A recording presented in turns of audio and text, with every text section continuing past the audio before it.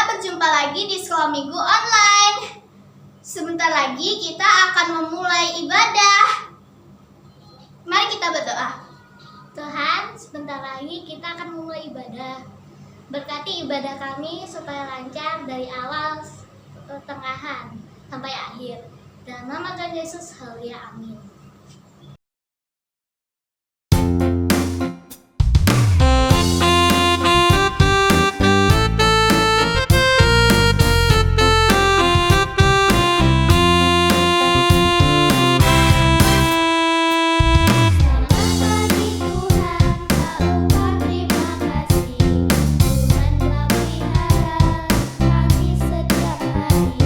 Matahari bersinar, burung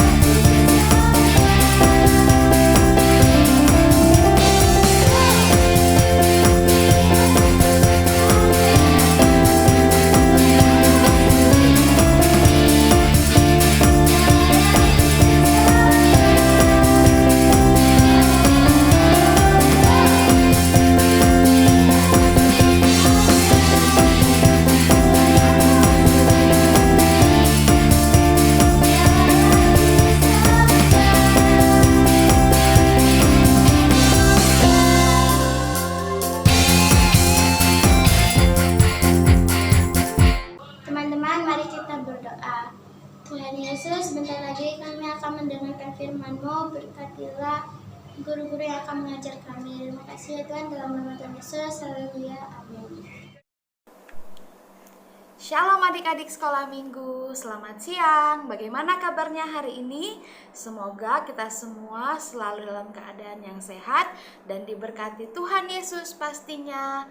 Bersyukur sekali Kak Sonya bisa berjumpa kembali dengan adik-adik semua secara online. Kita beribadah bersama-sama dan tiba saatnya kita mau mendengarkan cerita firman Tuhan. Nah, sebelum kita masuk ke ceritanya, kakak punya icebreaker untuk adik-adik kelas Yeriko A. Untuk adik-adik kelas Yeriko A, kakak punya icebreaker. Apa aja yang dibutuhkan untuk icebreaker hari ini? Adik-adik bisa menyiapkan satu kertas putih. Satu kertas putih seperti ini. Seperti ini. Dan juga satu alat tulis, bisa pensil, bisa juga pulpen. Jadi satu kertas seperti ini adik-adik bisa siapkan sekarang. Satu kertas dan juga satu alat tulis, bisa pensil, bisa juga pulpen. Oke, adik-adik bisa ikuti instruksi kakak dari sini ya. Yang pertama adalah adik-adik menulis nama-nama hewan sebanyak-banyaknya menggunakan tangan kanan. Tangan kanan adik-adik, coba tangan kanan adik-adik mana? Kalau dilihat dari layar sepertinya tangan kiri ya dari kakak, tapi dari sini kakak tangan kanan. Tangan kanan. Jadi yang pertama tuliskan nama hewan-hewan sebanyak-banyaknya yang adik-adik hafal. Dan yang kedua, menulis nama hewan-hewan sama sebanyak-banyaknya tapi menggunakan tangan kiri. Jadi yang pertama menulis nama-nama hewan sebanyak mungkin menggunakan tangan kanan. Tangan kanan ini sebelah kanan dari layar. Dan juga yang kedua menulis nama-nama hewan sebanyak-banyaknya tapi menggunakan tangan kiri. Tangan kiri dari layar sebelah sini. Oke, kakak pengen tahu ada berapa banyak hasil nama-nama hewan yang adik-adik berhasil tulis dengan menggunakan tangan kanan. Dan juga ada berapa banyak hasil nama-nama hewan yang adik-adik berhasil tulis menggunakan tangan kiri. Kakak kasih waktu 2 menit dari sekarang. Hasilnya adik-adik bisa langsung tuliskan di kolom komentar YouTube ini. Kak kasih 2 menit dari sekarang. Selamat mengerjakan.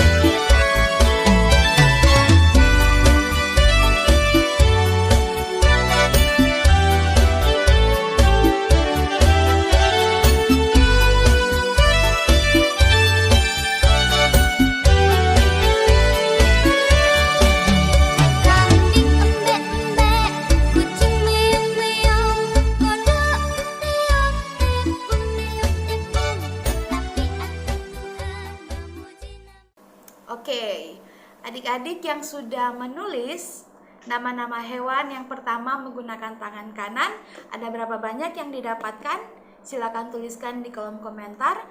Dan juga ada berapa banyak nama-nama yang adik-adik berhasil tulis menggunakan tangan kiri. Ya, adik-adik yang mengikuti icebreaker ini Kak kasih tambahan poin ya. Oke, silakan langsung ditulis supaya kakak tahu siapa-siapa saja adik-adik yang mengikuti icebreaker ini. Tetap sertakan nama ya, nama, tangan kiri berapa banyak, tangan kanan berapa banyak jumlah nama-nama hewan yang adik-adik berhasil tulis. Oke, kita masuk ke cerita firman Tuhan hari ini ya. Firman Tuhan hari ini kakak berikan judul Taat Seperti Tuhan Yesus. Boleh kita sebutkan sama-sama? 1, 2, 3. Taat seperti Tuhan Yesus. Nah, ceritanya diambil dari bacaan Alkitab Matius pasal 4 ayat 1 sampai 11.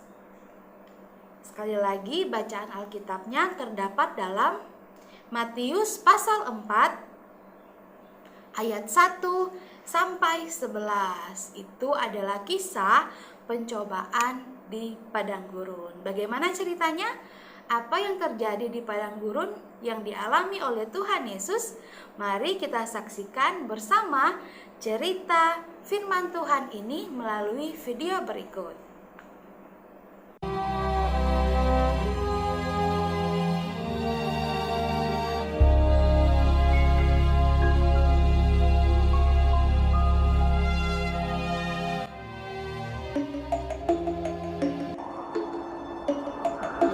Maka Yesus dibawa oleh Roh ke padang gurun untuk dicobai iblis.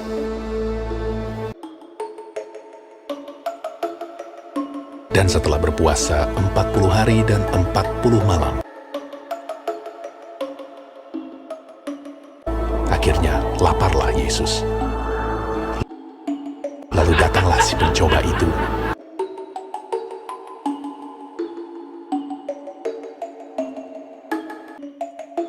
dan berkata kepadanya, "Jika engkau anak Allah, perintahkanlah supaya batu-batu ini menjadi roti."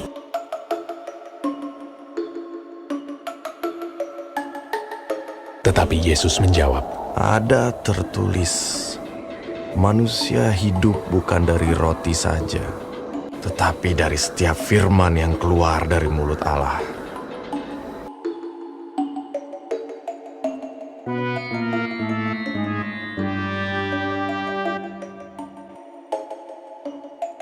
Kemudian iblis membawanya ke kota suci dan menempatkan dia di bubungan bait Allah. Lalu berkata kepadanya, "Jika engkau anak Allah, jatuhkanlah dirimu ke bawah, sebab ada tertulis mengenai engkau, Ia akan memerintahkan malaikat-malaikatnya, dan mereka akan menatang engkau di atas tangannya, supaya kakimu jangan terantuk kepada batu." Yesus berkata kepadanya, Ada pula tertulis, janganlah engkau mencobai Tuhan Allahmu.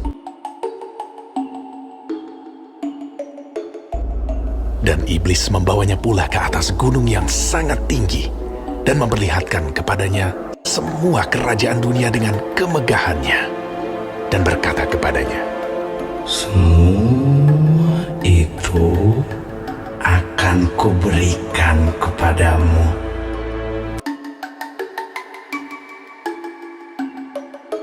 jika engkau sujud menyembah Aku."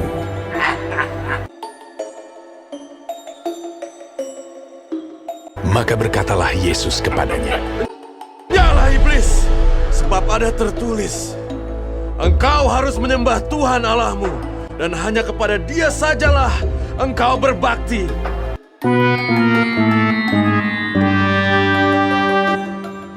Lalu iblis meninggalkan dia. Dan lihatlah, malaikat-malaikat datang melayani Yesus.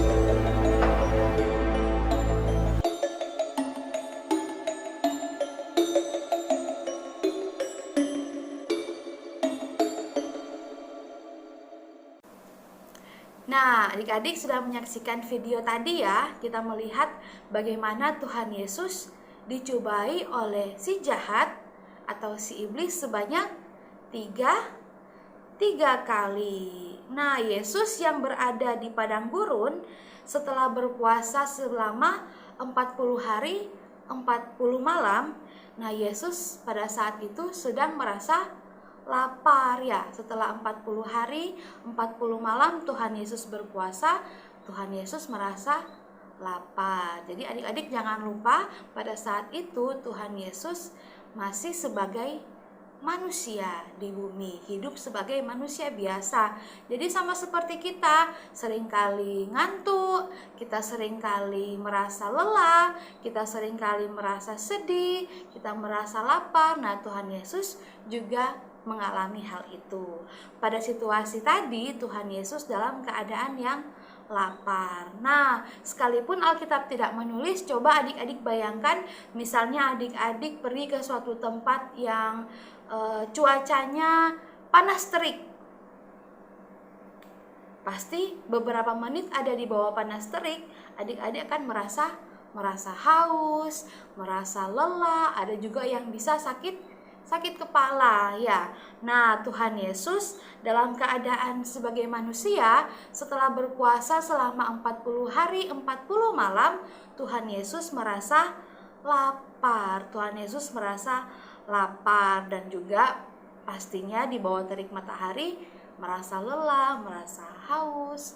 Nah, tiba-tiba datanglah si iblis. Siapa iblis itu? Iblis itu adalah oknum yang bad, oknum yang jahat, yang selalu mempengaruhi manusia supaya berbuat dosa, supaya berbuat jahat, sama seperti si iblis yang jahat. Nah, tadi kita melihat di video si iblis mencobai Tuhan Yesus sebanyak 3 kali ya, sebanyak 3 kali. Yang pertama apa? Yang pertama, Tuhan Yesus mengatakan, coba Tuhan Yesus mengubah batu ini menjadi roti. Nah, apakah Tuhan Yesus tidak sanggup mengubah batu menjadi roti? Tentu saja Tuhan Yesus sanggup. Tapi Tuhan Yesus yang mengerti firman Tuhan dengan benar dan dia menggunakan firman Tuhan dengan benar, Tuhan Yesus tahu bahwa manusia hidup bukan dari roti saja, tapi juga setiap firman yang keluar dari mulut Allah. Tuhan Yesus tidak perlu mentaati perintah si jahat. Nah, yang kedua, pencobaan yang kedua adalah iblis bilang, coba jatuhkan dirimu dari atas bumbungan bait Allah ya, karena kan ada tertulis, atau kata sederhananya kan firman Tuhan bilang tentang Tuhan Yesus, malaikatnya akan menolong Tuhan Yesus. Jadi iblis menantang seperti itu. Tapi kembali lagi dengan firman Tuhan yang Tuhan Yesus mengerti, yang Tuhan Yesus pahami, Tuhan Yesus mengatakan apa? Jangan mencobai Tuhan Allahmu ya, jangan mencobai Tuhan Allahmu ya. Jika kan Tuhan Yesus katakan seperti itu. Nah, pencobaan yang ketiga, di atas gunung iblis memperlihatkan semua kemegahan dunia, kerajaan dunia, ada bangunan-bangunan yang megah dan segalanya yang gilang gemilang ya. Dan iblis bilang, kalau engkau sujud menyembah aku akan memberikan semuanya ini. Tapi kembali lagi dan lagi Tuhan Yesus mengatakan apa? Enyahlah engkau ya, enyahlah engkau. Tuhan Yesus katakan seperti itu kepada iblis, karena engkau harus menyembah Tuhan Allahmu dan hanya kepada Dia saja engkau harus berbakti. Nah, dari kisah ini kita melihat bahwa Tuhan Yesus sangat taat kepada apa yang Bapa ajarkan, kepada apa yang Bapa sudah ajarkan kepada Tuhan Yesus. Nah, sehingga ketika iblis datang, sekalipun iblis menggunakan kata-kata yang sepertinya kata-kata dari firman Tuhan, iblis selalu katakan kalimat apa? Ada tertulis, ada tertulis, ada tertulis. Tapi Tuhan Yesus juga mengerti firman Tuhan dengan benar. Tidak hanya mengerti firman Tuhan dengan benar, tapi Tuhan Yesus juga menggunakan firman Tuhan dengan benar, bukan untuk membuat tipu daya seperti yang iblis lakukan.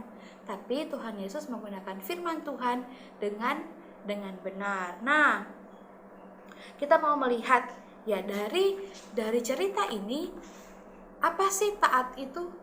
Ya, seperti tema kita di siang hari ini, apa tadi?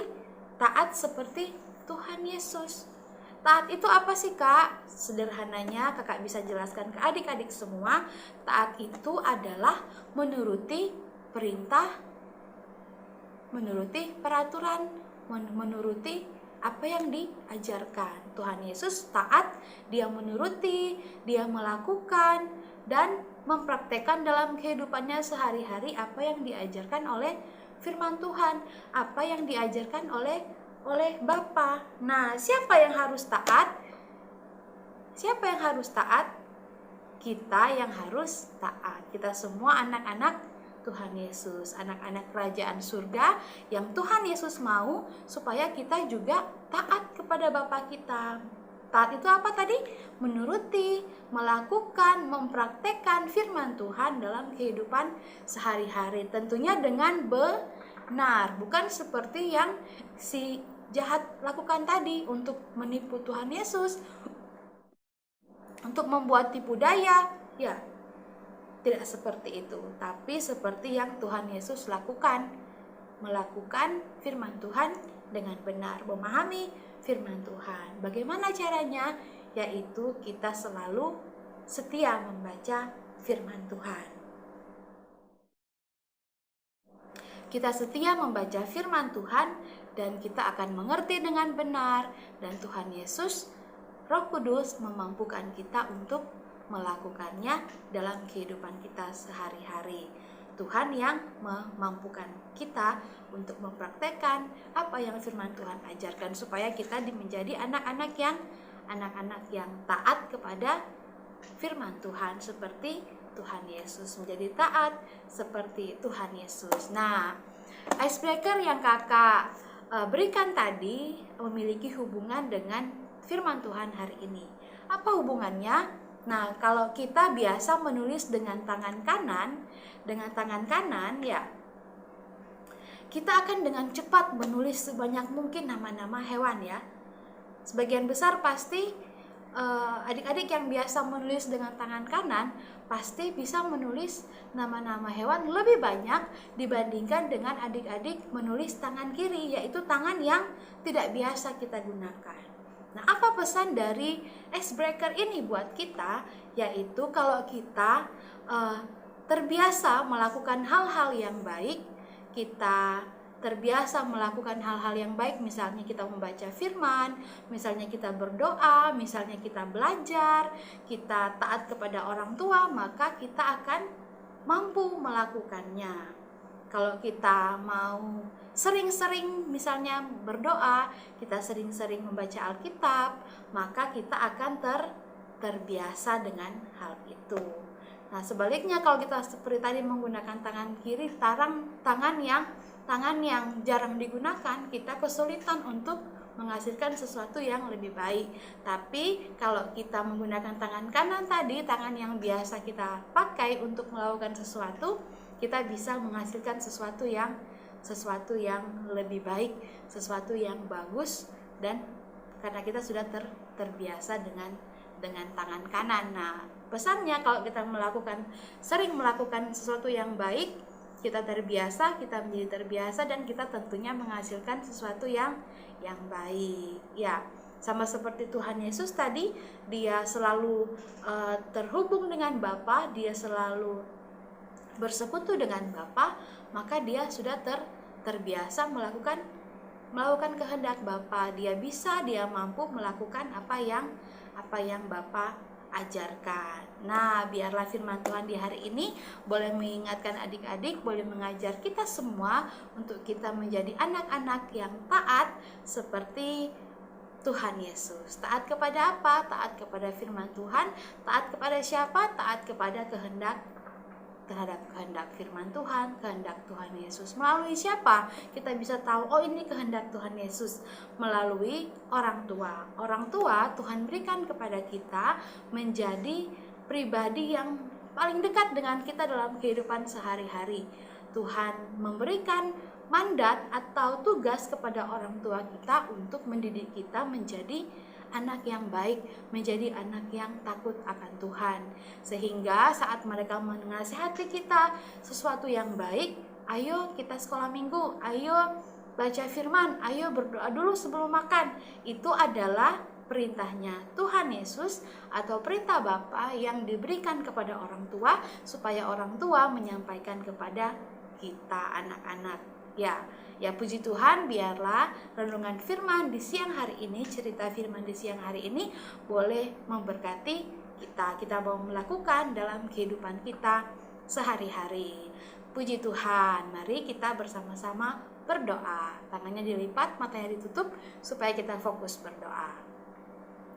Terima kasih Tuhan Yesus, Engkau sungguh baik dalam kehidupan kami. Kami telah belajar dan merenungkan firman Tuhan. Tuhan, kami melihat bahwa Engkau, Tuhan kami, Tuhan Yesus yang taat kepada firman. Dan kami juga mau menuruti teladan-Mu ya Tuhan. Kami juga mau menjadi anak-anak Tuhan yang taat seperti Engkau, yang mentaati firman Tuhan. Mampukan kami Tuhan, supaya kami boleh mempraktekannya dalam kehidupan kami sehari-hari. Kami menjadi anak-anak yang setia beribadah, anak-anak yang bisa melakukan hal-hal yang baik dalam kehidupan kami. Tuhan tolong kami, Tuhan tolong orang tua kami dan seluruh keluarga kami, berkati kami semuanya. Terima kasih Tuhan, di dalam nama Tuhan Yesus Kristus kami berdoa dan bersyukur. Haleluya. Amin.